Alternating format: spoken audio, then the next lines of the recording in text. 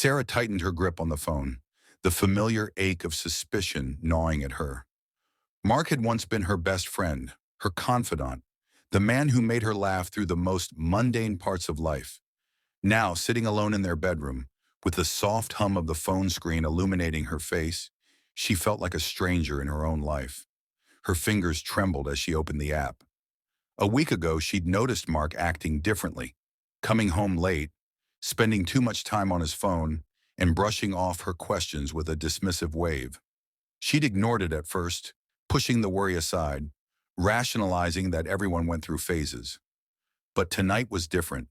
A notification pinged, pulling her out of her thoughts. The blinking dot on the screen showed Mark's location. Not at work as he'd told her, but on the other side of town. The word hotel flashed up on the map, and her heart dropped. No, she whispered to herself, shaking her head. There has to be an explanation. Still, a terrible certainty settled into her bones. She clicked into his message history, something she'd never thought she'd do.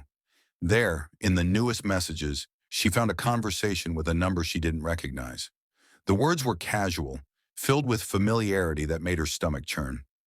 I'm here, the message from Mark read, followed by an enthusiastic reply. Can't wait to see you, babe. Sarah felt the air leave her lungs as she scrolled, reading through message after message, all filled with playful banter and innuendo. The pain intensified with each line, like a knife twisting in her chest. In that moment, Sarah felt a surge of clarity. She had to know the truth, every detail, every hidden part of her husband's betrayal. She would watch, and she would wait. Sarah had been sitting in silence for what felt like hours. She could see Mark's location shift as he moved through the hotel lobby.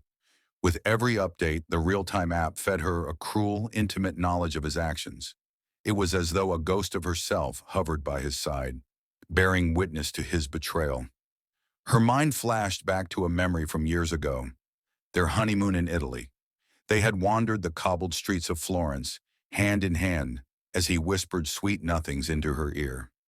Those words felt hollow now, memories tainted by the cold, brutal reality before her.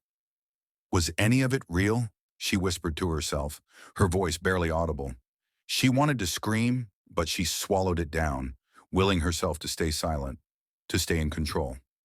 She watched him enter a room on the screen, her heart beating wildly. Part of her expected him to suddenly appear, laughing it off as a big misunderstanding. But she knew deep down that this was no mistake. The evidence was laid out before her, cruelly vivid and undeniable. Hours passed as Sarah's eyes stayed fixed on the screen, tracking Mark's every movement. She could feel the weight of her heartbreak settling into her body, spreading through her like ice. Her mind drifted back to the early days of their relationship. She remembered the first time they'd gone out together, how he'd made her feel seen, how his laughter had been contagious. The little things he did that made her believe he was the one. But as she looked at the reality on her screen, those memories shattered like glass. She realized how foolish she had been, trusting him so blindly. The irony wasn't lost on her. She had always prided herself on being perceptive, on being able to read people. And yet, here she was, blindsided by the one person she had trusted most in the world. She leaned back, closing her eyes, the silence in the room deafening. What do I do now? She whispered to herself. The next morning, Sarah prepared herself. She hadn't slept a wink, yet a strange calm had settled over her. She was ready to confront him, to lay out the truth she now held with certainty. She was done being a passive spectator in her own life. When Mark walked through the door that evening, he gave her a quick smile, as though everything was normal. The sight of him, so casually carrying on as though nothing had happened, ignited a fury within her. Where were you last night? She asked, her voice steady, betraying none of the storm raging inside her. Working late, he replied, not meeting her eyes. She watched as he busied himself, moving around the kitchen with ease. Really? Her voice was icy, and he finally stopped, glancing up at her. Yes. Why do you ask? His smile faltered slightly. Because I know you weren't at work. She held up her phone, the tracking app still open, the messages on full display. Care to explain this? For a moment, Mark's face paled, and he opened his mouth to speak but quickly closed it, realizing the gravity of what he was facing. In the hours that followed, Mark attempted to justify himself, offering a web of excuses, half-truths, and feeble apologies. Sarah felt herself growing numb to his words. He blamed stress, he blamed dissatisfaction, even tried to turn it on her, suggesting they had grown distant. But each excuse only solidified her resolve.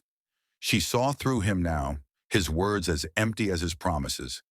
The man she had once loved was gone, replaced by someone she no longer recognized.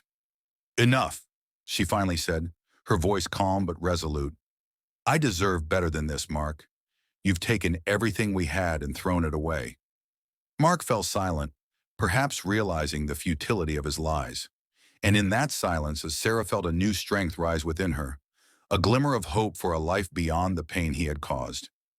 In the weeks that followed, Sarah began to rebuild her life. She found solace in friends and family, people who had been there all along, ready to help her pick up the pieces. Therapy became a lifeline, helping her process the betrayal, the loss, and her journey toward healing. Each day she grew a little stronger, finding moments of peace and even laughter.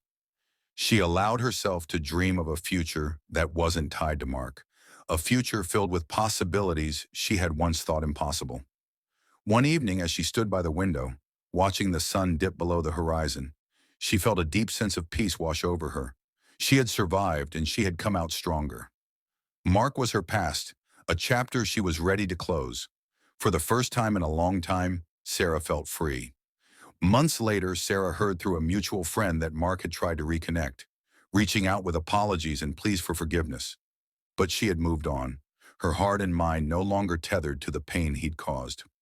Standing at the threshold of her new life, Sarah took a deep breath and smiled, ready to embrace whatever lay ahead.